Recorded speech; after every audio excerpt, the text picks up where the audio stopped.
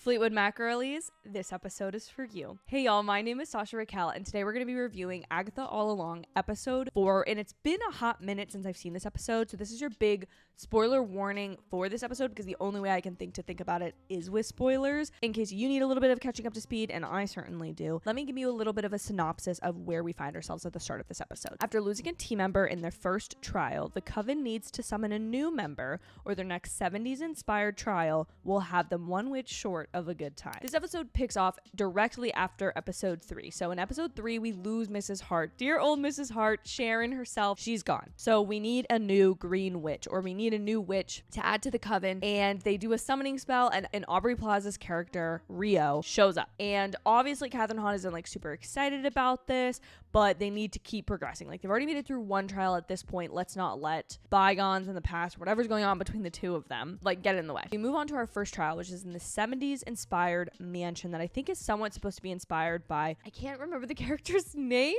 but the witch whose mother created the most popular version of the Witch's Road song. So they show up in this like 70s home with a recording studio, and they find out that the house is cursed, and they keep getting cursed because of it. Obviously, it's a witch show. Like, we knew this was gonna happen.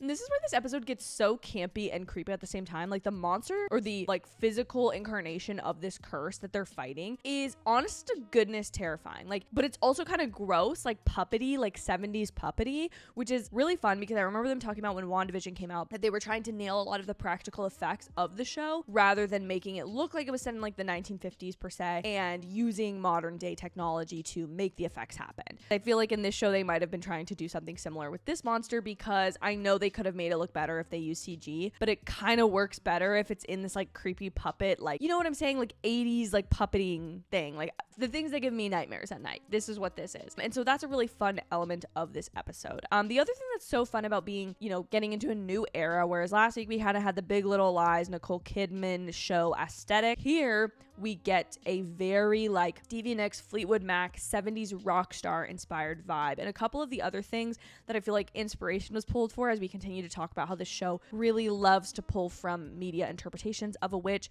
It's been long like discussed whether Stevie Nicks, like her costuming on stage and in real life, a lot of flared sleeves, a lot of things like that, and so you can see that kind of brought into the context of what they're wearing here. Additionally, of course, there's the Eagles song Witchy Woman, and there's the Season of the Witch song, which of course has been in this show before. It's not new to this episode, but I also felt like this episode was very red, like very red coloring, very heavy emphasis on the red, and I feel like that was inspired by the look of film The Love Witch. If you look at any photos of this film, the aesthetics of this episode and that film, they both kind of have this haze that a lot of 70s film have, and I feel like that was where a little bit of inspiration might have been taken from. So I just love speculating like what the writers and the production team were like, this is our inspiration for this episode or here and whatnot. I also think that the amazing part of this episode is we get Aubrey Plaza back, and we get her back in such a great way because she's already been introduced. Rio, the character of Rio, has already been introduced early on in the show, in the beginning. And also we have the relationship between Aubrey Plaza and Kathryn Hahn from their Parks and Rec days to kind of lean on. And so bringing her back when we've lost a character, which can be a substantial death because this character's technically been in 2 projects, that's more than Shang-Chi has been in, unfortunately. With the loss of Mrs. Hart, that's allowed to be permanent while still bringing in a new character that doesn't feel like a mid-show, midpoint switcheroo, like, oh, brand new character alert. Like, the fact that they have introduced her well in the beginning, we've already had this sense of intrigue about her that we've kind of just had to abandon for 2 episodes, and now when we're getting her back in this episode, it feels earned, feels like the wrong word here, but it feels like we've been prepared for this and we've been ready for this. We just didn't really know we were waiting for her to show back up. And I also think it's kind of fun because Aubrey Plaza's character Rio sort of plays at this, like, you can't really tell if she's telling the truth or not. Like, you can't tell if the things she's saying about Agatha are actually true because she's the only one that knows Agatha like prior to this whole thing in a really clearly deeply personal and intimate way that none of the other characters seem to know her, or if it's because she's like the villain, Agatha the villain, and that's kind of the power dynamic that's at work with the two of them. They also have such good chemistry, and I will say tension, holy cow, when they're in that recording booth, whoa, intense. And so overall, I just really like how the character dynamics are at play here. I also felt like this episode continued to deal with, again, the character's trauma, their different issues in the past, and I'm interested to see if the story keeps going the way I think it's going, is you're kind of taking one witch and revealing a little bit more trauma about them every episode. So I feel like this episode we took, insert character name here, I'm so sorry, I cannot remember her name. I literally only know Agatha, Rio, and Teen. Like, those are the only 3 characters and Lilia at this point, because I had to look it up last week. But I'm interested to see if we get more of some of the other witches in future episodes or the trials, or I don't know if the math is going to math to where we're going to get all of them. I will say this might have been my not least favorite, because it was bad of the 4 episodes that I got to watch early, because don't get me wrong, I enjoyed every single minute of all of these, but I think this one is just the one that feels the most like I'm still waiting for answers.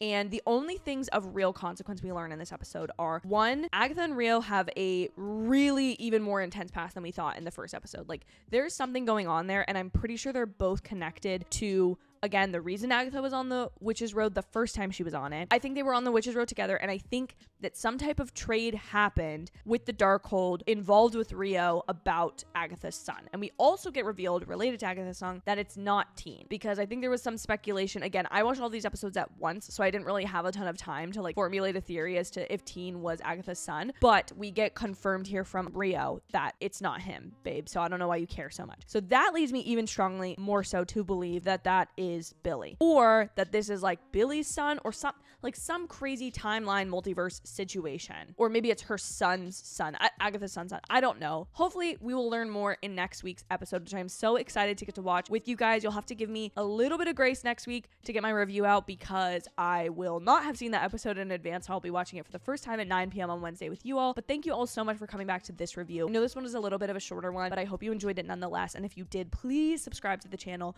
because I will be back next week with more reviews, as well as a few exciting movie reviews coming very soon. Thank you guys so much for watching. Have an absolutely witchy evening. Happy October, and I will see y'all in my very next video. Bye, guys.